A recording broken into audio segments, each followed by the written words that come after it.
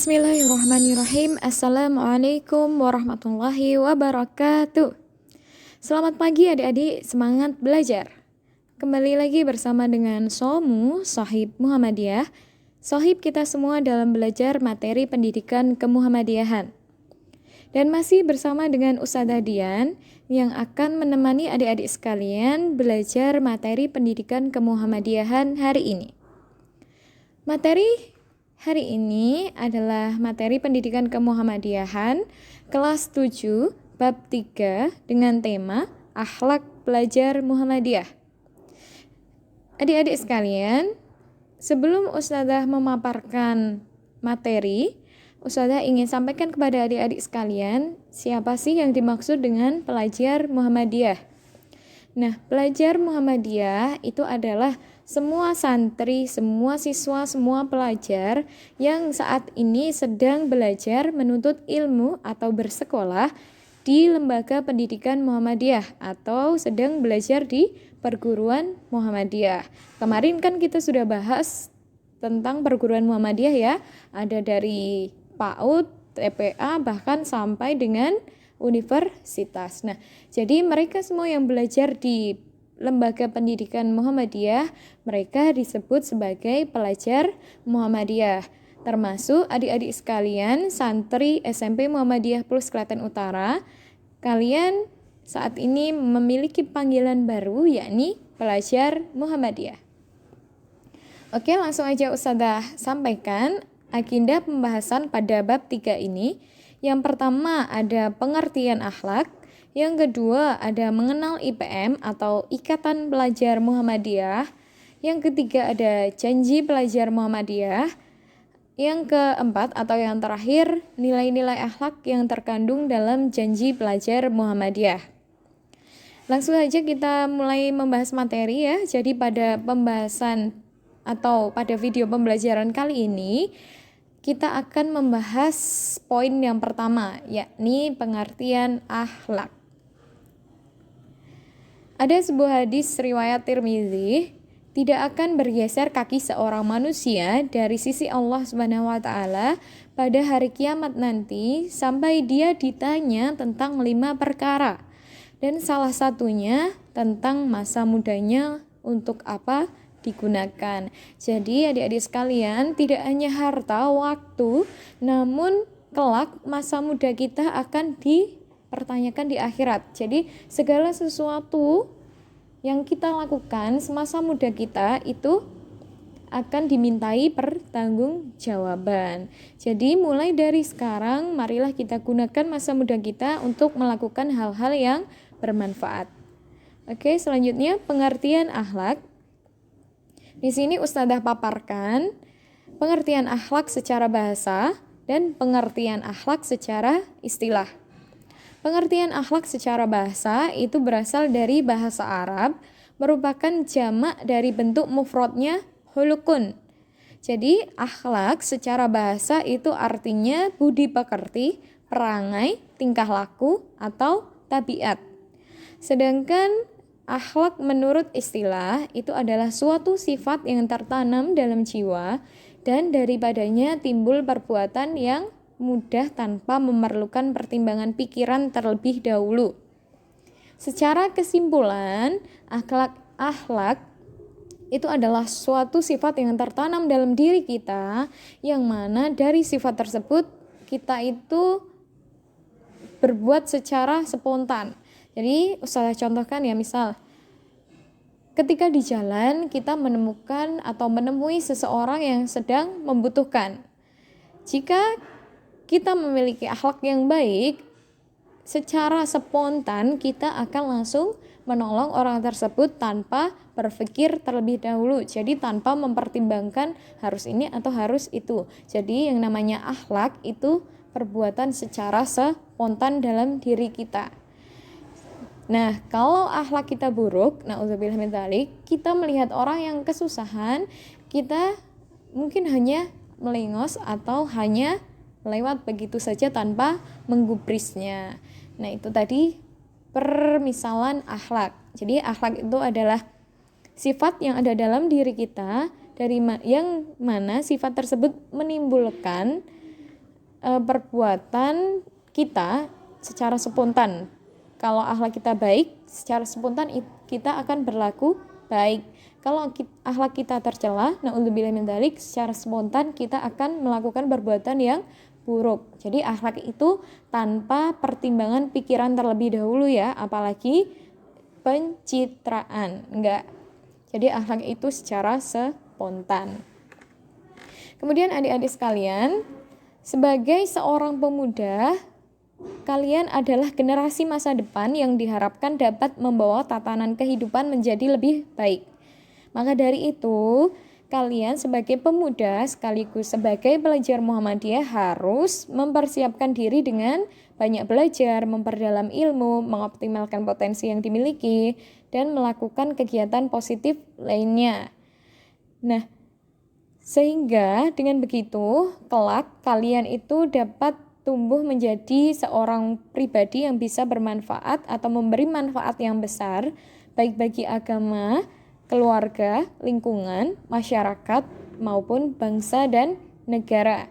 Jangan sampai kita semua sebagai pemuda itu menghabiskan masa muda kita hanya untuk melakukan perbuatan yang sia-sia atau tidak bermanfaat, atau bahkan melakukan perbuatan yang merugikan orang lain atau sampai berbuat kerusakan di muka bumi. Seperti yang kita lihat, banyak kita temui ya, influencer zaman sekarang itu banyak yang melakukan, ya mungkin sebagian kecil ya dari mereka itu melakukan perbuatan yang tidak bermanfaat atau hanya sia-sia. Pernah kan adik-adik melihat ada salah seorang influencer yang sempat viral memberikan bantuan sembako, ternyata hanyalah sebuah prank, isinya sampah. Jangan sampai kita berbuat hal yang semacam itu ya adik-adik sekalian. Na'udzubillahi min dzalik. Kita sebagai seorang pemuda seharusnya memiliki akhlak yang mulia, berakhlak yang baik, baik itu kepada orang tua, kepada teman, kepada guru, kepada saudara, kepada tetangga, maupun kepada semua orang, bahkan termasuk kepada orang yang berbeda agama dengan kita. Kita harus memiliki toleransi dan akhlak yang baik gitu. Selanjutnya, macam-macam akhlak. Adik-adik sekalian pasti sudah sering mendengar ya macam-macam akhlak. Dari SD pasti udah pernah dengar. Nah, akhlak itu dibagi menjadi 2 macam. Hayo apa aja adik-adik? Pasti udah hafal dong ya. Yang pertama ada akhlak baik atau nama lainnya dalam bahasa Arab adalah akhlak mahmudah. Akhlak yang kedua yakni akhlak buruk atau dalam bahasa Arab disebut dengan akhlak madmumah. Nah, kita selagi masih muda, mari kita usahakan untuk melakukan hal-hal yang baik, melakukan perbuatan-perbuatan yang baik dan membiasakan memiliki akhlak yang baik. Sekecil apapun itu, selama itu akhlak yang baik, mari kita miliki. Dan sekecil apapun itu, jika itu adalah akhlak yang buruk, mari kita berusaha dengan semaksimal mungkin untuk menjauhinya atau menghindarinya. Jangan sampai kita berakhlak buruk. Apalagi kita semua adalah pelajar Muhammadiyah. Nah, Islam tidak serta-merta menyuruh kita memiliki akhlak yang baik. Tentu saja Allah pasti memberikan bimbingan, pedoman, atau mungkin sebuah contoh. Nah, dalam akhlak, Allah Subhanahu wa Ta'ala telah mengutus seorang yang berakhlak sempurna, yakni siapa? Suri tauladan kita, uswatun hasanah kita, Rasul kita, Nabi Muhammad Sallallahu Alaihi Wasallam. Nah, kita hanya perlu mencontoh Rasulullah Sallallahu Alaihi Wasallam dalam segala sikap, sifat, maupun perbuatannya. Nah, kita disunahkan untuk mencontoh beliau. Selain itu, jika kita mungkin berteman dan bergaul dengan orang baik, dengan orang soleh, kita juga bisa mencontoh akhlak tersebut. Oke?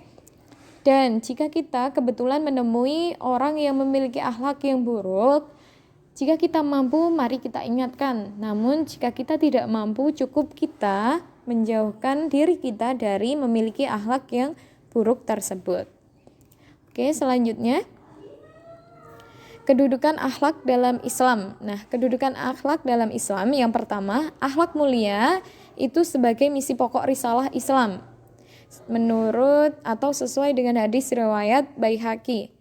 Yang kedua, kedudukan akhlak dalam Islam, akhlak merupakan salah satu ajaran pokok dalam Islam. Kalau adik-adik sekalian pernah mendengar, utamakan terlebih dahulu mempelajari adab sebelum mempelajari ilmu. Karena puncak dari orang berilmu adalah menjadi orang yang beradab. Nah, itu tadi ya. Kemudian kedudukan akhlak dalam Islam yang ketiga, akhlak mulia akan memberatkan timbangan kebaikan kita kelak di akhirat. Yang keempat, baik buruknya akhlak seorang itu sebagai ukuran kualitas iman kita. Sesuai dengan hadis riwayat Bukhari Muslim. Dan kedudukan akhlak yang dalam Islam yang kelima, akhlak yang baik sebagai bukti dan buah dari ibadah kepada Allah Subhanahu wa taala. Dan yang terakhir, Nabi Muhammad SAW selalu berdoa agar Allah Subhanahu wa taala membaikkan akhlak beliau. Nah, ini ya. Jadi Rasulullah SAW aja yang telah dikaruniai Allah memiliki akhlak yang sempurna, sebagai contoh itu masih berdoa agar Allah membaikkan akhlak beliau. Nah, kita sebagai orang yang banyak dosa seharusnya lebih banyak berdoa dan lebih banyak berusaha daripada beliau. Oke, adik-adik sekalian, begitu pentingnya kedudukan akhlak dalam Islam, dan itu juga untuk kebaikan kita kelak di akhirat. Dan tentunya akhlak yang baik itu pasti akan memberikan dampak yang baik bagi kita sendiri, baik itu di dunia maupun di akhirat. Maka dari itu, marilah kita senantiasa berjuang dan berusaha semaksimal mungkin untuk memiliki akhlak mulia dan menghindarkan diri kita dari akhlak tercela. Oke, cukup sekian dari Ustazah. Sampai di sini dulu, semoga bermanfaat. Apabila Ustazah ada salah kata maupun kekeliruan, mohon maaf yang sebesar-besarnya. Selalu jaga kesehatan dan terapkan protokol kesehatan dimanapun kalian berada, karena pandemi COVID-19 ini masih berlangsung. Jazakumullah khairan katsiran. Semoga bermanfaat. Nantikan selalu video pembelajaran kelanjutannya, dan jangan lupa presensi kehadiran di kolom komentar dengan format sekolah _nama _kelas. Bye bye, sampai jumpa lagi. Wassalamualaikum warahmatullahi wabarakatuh.